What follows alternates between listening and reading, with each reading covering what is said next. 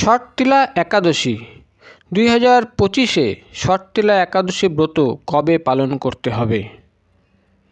শর্তিলা অর্থাৎ তিল দিয়ে 6 প্রকার বিধি দ্বারা এই ব্রত পালন করা।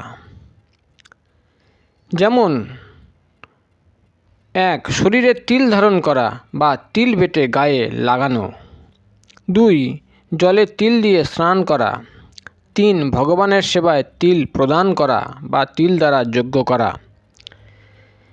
4. তিল দান করা। 5. তিল দিয়ে আচমন করা। 6.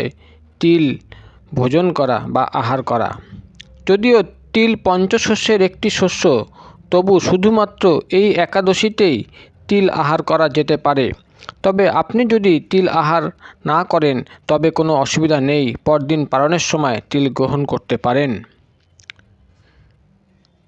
2025-এ মাঘ মাসের কৃষ্ণপক্ষের একাদশীর তিথি শর্তিলা একাদশী।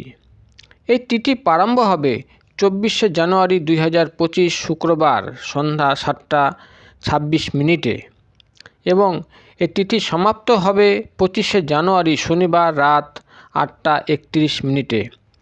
উদয়া তিথি অনুসারে শর্তিলা ব্রত উপবাস পালন করতে হবে 25শে জানুয়ারি শনিবার এবং পারণ পরদিন রবিবার সকাল 7:12 থেকে সকাল 9:05 মধ্যে।